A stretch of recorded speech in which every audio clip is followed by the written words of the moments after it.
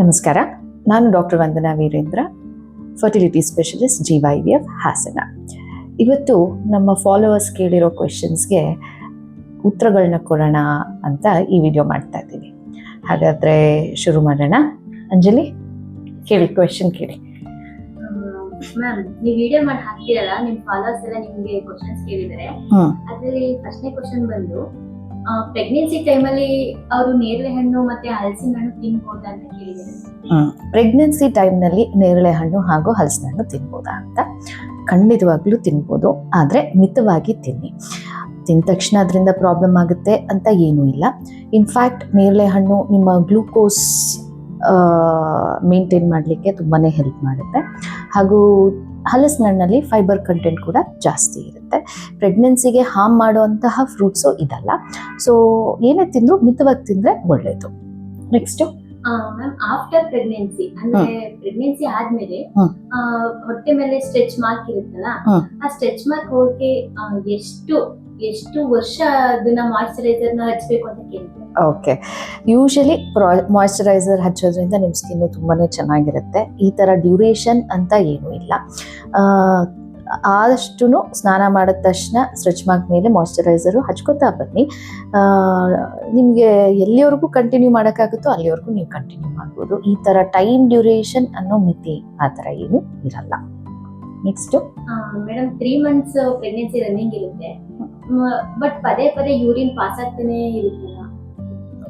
Okay, usually ಇದೊಂದು physiological process. ಗರ್ಭಚೀಲ ಬೆಳೀತಾ ಇರುತ್ತೆ, ಹಾಗಾಗಿ ನಿಮ್ಮ ಮೂತ್ರಪಿಂಡದ ಮೇಲೆ ಪ್ರೆಷರ್ ಹಾಕ್ತಾ ಇರುತ್ತೆ. ಸೊ 3 ತಿಂಗಳ ಒಳಗಡೆ ಪದೇ ಪದೇ ಯೂರಿನ್ ಪಾಸ್ ಮಾಡ್ತಾ ಇರೋದು ಗಾಬರಿ ಆಗೋ ಅವಶ್ಯಕತೆ ಇಲ್ಲ. ಯಾವಾಗ ನಿಮಗೆ ಹೋಗಿ ಡಾಕ್ಟರ್ಗೆ ತೋರಿಸ್ಕೋಬೇಕು ಅಂದರೆ, ಯೂರಿನ್ ಪಾಸ್ ಮಾಡಬೇಕಾದ್ರೆ ಉರಿ ನೋವು ಆ ಥರ ಇದ್ದಾಗ ಸಮ್ಟೈಮ್ಸ್ UTI ಇನ್ಫೆಕ್ಷನ್ ಇರ್ಬೋದು. ಸೊ ಅದಕ್ಕೆ ನಿಮ್ಮ ಪ್ರಾಪರ್ ಎವ್ಯಾಲ್ಯೂಯೇಷನ್ ಬೇಕು. ಇಲ್ಲದಿದ್ದರೆ ಯಾವುದೇ ರೀತಿ ಪದೇ ಪದೇ ಯೂರಿನ್ ಪಾಸ್ ಮಾಡ್ತಾ ಇದ್ದರೆ ಗಾಬರಿ ಆಗೋ ಅವಶ್ಯಕತೆ ಇಲ್ಲ. ಯಾಕಂದರೆ ಗರ್ಭಚೀಲ ಬಂದು ಮೂತ್ರಪಿಂಡದ ಮೇಲೆ ಪ್ರೆಷರ್ ಹಾಕ್ತಾ ಇರುತ್ತೆ. ಸೊ ಹಾಗಾಗಿ ಇದು ವೆರಿ ಕಾಮನ್ ಕೂಡ. ಪ್ರೆಗ್ನೆನ್ಸಿ ಟೈಮಲ್ಲಿ ಅವರಿಗೆ ಆಸಿಡಿಟಿ ಪ್ರಾಬ್ಲಮ್ ಆಗ್ತಿರುತ್ತಲ್ಲ, ಜೀರಾ ವಾಟರ್ ಬೆಟರ್ ಅಣ್ಣ? ಆ್ಯಕ್ಚುಲಿ ಇದು ಕ್ವೆಶನ್ನ ಸಜೆಷನ್ನ ಅಂತ ನನಗೂ ಗೊತ್ತಿಲ್ಲ. ಖಂಡಿತವಾಗಿಯೂ ಅಸಿಡಿಟಿಗೆ ಜೀರಾ ವಾಟರು ತುಂಬಾ ಒಳ್ಳೆಯದು. ಸೊ ಟ್ರೈ ಮಾಡ್ಬೋದು ನೀವು. Next question. ಮ್ಯಾಮ್, ಇಲ್ಲೊಬ್ರು ನಿಮ್ಮ ಫಾಲೋವರ್ಸ್ ಹಾಕಿದ್ದಾರೆ. ಮ್ಯಾಮ್, 6 months ಇವಾಗ ನನಗೆ 22 weeks, ಬಟ್ ಬೇಬಿ ಮೂಮೆಂಟ್ಸ್ ನನಗೆ ಅಷ್ಟು ಗೊತ್ತಾಗ್ತಿಲ್ಲ. ಯಾವಾಗಾದ್ರೂ ಒಂದ್ಸಲ ಇಲ್ಲ 2 ಸಲ ಆಗುತ್ತೆ. ಓಕೆ, ಏನ್ ಮಾಡ್ಬೇಕು? ಫಸ್ಟ್ ಪ್ರೆಗ್ನೆನ್ಸಿ ಬೇರೆ ಇದು. ಓಕೆ, ಯೂಶಲಿ ನಮಗೆ ಮೊದಲನೇ ಪ್ರೆಗ್ನೆನ್ಸಿ ಅಂದರೆ ಬೇಬಿ ಮೂಮೆಂಟು ಗೊತ್ತಾಗೋದು 20 ರಿಂದ 22 ವಾರಗಳು, ಅಂದರೆ 5.5 ರಿಂದ 6 ತಿಂಗಳು. ಗಾಬರಿ ಆಗೋ ಅವಶ್ಯಕತೆ ಇಲ್ಲ. ಅದೇ 2ನೇ ಅಥವಾ 3ನೇ ಪ್ರೆಗ್ನೆನ್ಸಿಗೆ ತುಂಬಾ ಬೇಗನೆ ಗೊತ್ತಾಗುತ್ತೆ. ಬೇಬಿ ಮೂಮೆಂಟ್ ಅಂದ ಮಾತ್ರಕ್ಕೆ ಬೇಬಿ ರನ್ನಿಂಗ್ ಥರ ಓಡಾಡೋದು ಆ ಥರ ಏನೂ ಗೊತ್ತಾಗಲ್ಲ.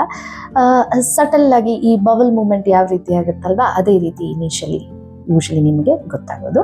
ಸೊ ನಮಗೆ ಆ್ಯಕ್ಚುಲಿ 7 ತಿಂಗಳಾದ ಮೇಲಿಂದ ಬೇಬಿ ಮೂಮೆಂಟ್ಸ್ನ ನೀಟಾಗಿ ರೆಗ್ಯುಲರ್ ಆಗಿ ಮಾನಿಟರ್ ಮಾಡ್ಕೋಬೇಕು.